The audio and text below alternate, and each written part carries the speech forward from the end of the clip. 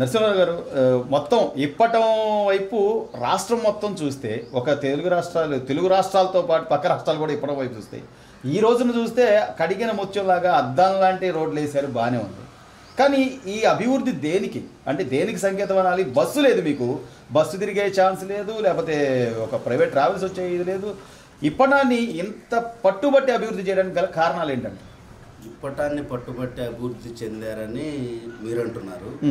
నేనేమంటున్నానంటే జనసేన పార్టీ సాధించుకుంది అంటున్నా. నేను ఉదాహరణే చెప్తా. నేను ఈ గడిచిన 4 ఏళ్ల నుంచి కూడా రాష్ట్ర ప్రజలందరూ మర్చిపోయారేమో, పోరాడితే సాధించగలుగుతాం అనే నినాదం జనసేన పార్టీ లక్ష్యం. అదే లక్ష్యంతో వైసీపీ ఎంత దాష్టికానికి ఒరిగడిందో మీ అందరికీ తెలుసు. రాష్ట్రం మొత్తానికి కన్నుల విందుగా చూపించారు వైసీపీ. కానీ ఎదురొడ్డి పోరాడి సాధించుకుంది కేవలం ఇప్పటం గ్రామ ప్రజలు, జనసేన పార్టీ నాయకులు తప్ప వైసీపీ అభివృద్ధి చెందించింది మీరు అంటున్నట్టు నిజమైన అభివృద్ధి అయితే మీ అందరికీ గతంలోనే చెప్పును. నిజమైన అభివృద్ధి అంటే మా గ్రామానికి బస్సు సౌకర్యము, లేదంటే హాస్పిటల్ సౌకర్యము లేదు. ఇంకా గొప్పగా చేయదలుచుకుంటే ఇంత పెద్ద 80 అడుగుల రోడ్డుకి విద్యా సౌకర్యం కల్పించగలిగితే మేమందరం కూడా సంతోషంగా ఫీల్ అవుతాం. కనీసం వాళ్ళు ఏదైతే వైసీపీ నాయకులు చెప్పినట్టు మా గ్రామం నుంచి స్కూల్ బస్సులు వెళ్ళడానికి రహదారి మార్గం లేదు కాబట్టి మేము అభివృద్ధి చేస్తున్నాం అన్నారు. అదే స్కూల్ని గ్రామానికి తీసుకురండి.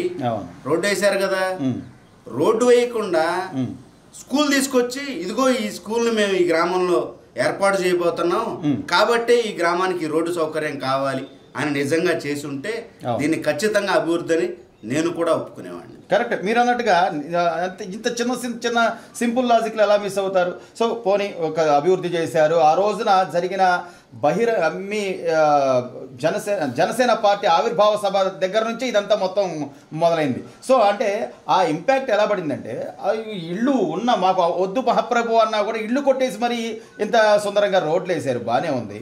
కానీ ఆ తర్వాత జరిగిన పరిణామాలు కూడా అంటే 2000 మంది జనాభా ఉంటారో, 2000 ఓట్లు ఉంటాయో మహా అయితే మీ ఓటు దీనికి సంబంధించి, మీ గ్రామానికి సంబంధించి. మరి పోనీ ఈ ఓట్లు ఏమన్నా మంగళగిరి సీటుని ఏమన్నా ప్రభావితం చేస్తాయని మీకు ఇంత సకల సదుపాయాలు ఏర్పాటు చేశారంటారా? లేకపోతే అభివృద్ధి చేసినా కూడా అది దేనికి పనికిరాదు అనేటువంటి ఒక అక్కస్తో ఇదంతా చేశారంటారా? అట్లేం లేదండి. మా గ్రామం ఓటు 1450, అంతకు మించి నోట్లు కూడా లేవు. కొత్త లిస్టు కూడా వచ్చింది. కేవలం వాళ్ళు అనుకున్నది జనసేన పార్టీ వాళ్ళని భయపెట్టాలి, అదే తప్ప వాళ్ళ అభివృద్ధి అనే అంశం కాదు. భయపెట్టాలి అనుకున్నారు కాబట్టే గతంలోనే 90 అడుగుల రోడ్డు ఉన్నా సరే వాళ్ళు 120 అడుగులు బ్రిటిష్ కాలం నాటి సర్వేలు తీసుకొచ్చి, గ్రామ కంటాల కింద ఉన్న పేపర్స్ తీసుకొచ్చి, కొత్తగా నిర్మించబడిన కార్పొరేషన్లు తీసుకొచ్చి మమ్మల్ని బెదిరించాలనుకున్నారు తప్ప ఇది ఏమాత్రం అభివృద్ధి అనే మాట అబద్ధం. బెదిరించాలనుకున్నారు కాబట్టి రాష్ట్రం మొత్తం బెదిరిస్తున్నారు కదా, మమ్మల్ని కూడా బెదిరించాలనుకున్నారు. కానీ రాష్ట్ర ప్రజలు కూడా గుర్తుపెట్టుకోవాలి, ఇప్పటం గ్రామం మాత్రమే వైసీపీ దాష్టికాన్ని ఎదుర్కొంది. రాష్ట్రం మొత్తంలో లేని రోడ్డు నిర్మాణాలను కూడా మా గ్రామంలోనే నిర్మించుకోగలిగాము. మీరు కూడా చూడండి ఒకసారి, ఇంత రోడ్డు డెవలప్ చేశారే కానీ స్టిల్ ఈ రోజుకి జనసేన పార్టీ నాయకుడైన నా ఇంటి ముందు మాత్రం డ్రైన్ నిర్మించలేదు. దాన్ని అభివృద్ధి అంటారా లేదంటే మమ్మల్ని బెదిరించటం అంటారా? మీకు సాక్ష్యాధారాలతో కూడా చూసుకోండి.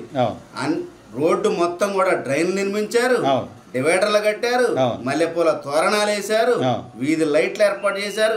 నా ఇంటి ముందు మాత్రం ఈ రోజుకి డ్రైన్ నిర్మించాల. ఎందుకంటే భయం. వైసీపీ ప్రభుత్వానికి జనసేన పార్టీ, జనసేన నాయకులంటే భయం కాబట్టి, ఆ భయాన్ని మేము చూపించాం కాబట్టి రోడ్డు నిర్మాణం చేయగలిగారు. మేము కూడా ఎదురొడ్డి ప్రభుత్వాన్ని నిలదీసి మెడలు వంచి రోడ్డు నిర్మాణం చేసుకున్నాం.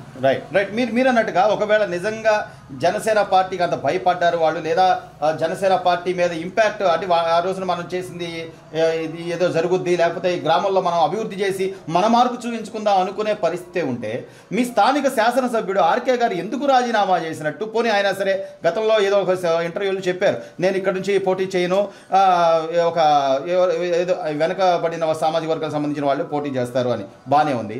మరి పదవికి కూడా ఎందుకు రాజీనామా చేసినట్టు? వైసీపీ పదవికి కూడా, పార్టీకి కూడా. మీకు ఉదాహరణ కూడా చూపిస్తాను మీకు.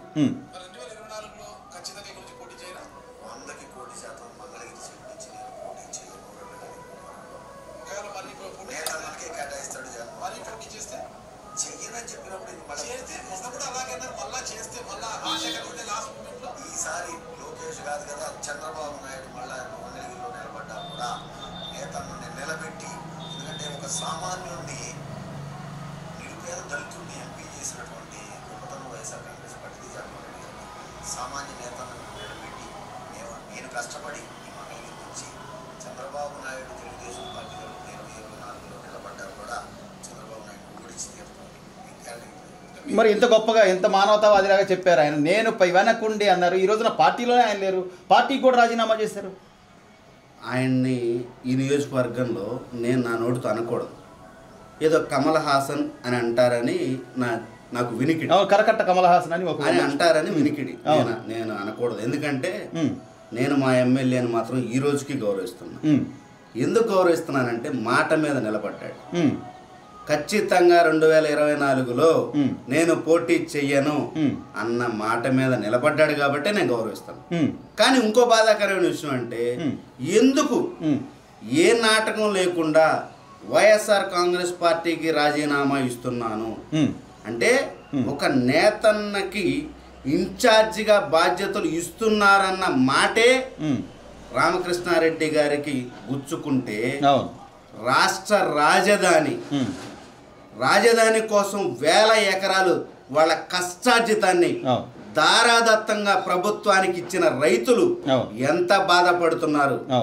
రామకృష్ణారెడ్డి గారు గుర్తుంచుకోండి, ఆ ప్రజల బాధ ఆవేదనలోని వచ్చిన ఇబ్బందే మీకు ఈరోజు మీరు రాజకీయానికే దూరం అని ప్రకటించారు. నిజంగా మీరు మాట మీద నిలబడగలిగి ఉంటే వైఎస్ఆర్ కాంగ్రెస్ పార్టీ ఎంత దారుణాలు చేసిందో, ఏం చేసిందో రానున్న కొద్ది రోజుల్లోనే రామకృష్ణారెడ్డి గారి నోటి మాటల్లోనే మనందరం వినబోతున్నాం, చూడబోతున్నాం. సో ఎన్నో చెప్పారు ఆయన కూడా, ఎన్నికలకు ముందు నా అన్నకి చెప్పుకుంటాను, రాజధాని ఎక్కడికి పోదు, ఇక్కడే రాజధాని ఉంటుంది, ఆయన ఇక్కడ ఇల్లు కట్టుకున్నారు. పాపం ఆయన కూడా అంటే రాష్ట్ర ప్రజలతో పాటు వాళ్ళ నాయకులు కూడా జగన్మోహన్ రెడ్డి గారిని నమ్మి వంచింపబడ్డ పరిస్థితి అనుకోవచ్చు అంటారా ఈ రాజీనామాల పర్వంతో? అంతే కదండి. ఆళ్ల రామకృష్ణారెడ్డి గారు లాంటి నాయకుడు, రాజధాని నడిబొడ్డు ఎమ్మెల్యే, శాసనసభ్యుడే రాజీనామా చేశాడంటే ఇంతకన్నా వైసీపీ గవర్నమెంట్కి దరిద్రం కానీ దాష్టికం కానీ ఇంకోటి ఉందా? రాసి పెట్టుకోండి. వైసీపీ పార్టీ రానున్న సంక్రాంతి లోపే సగం బడ పార్టీ నాయకులు మొత్తం రాజీనామా చేయబోతున్నారు. పార్టీ ఖాళీ అయిపోతుంది.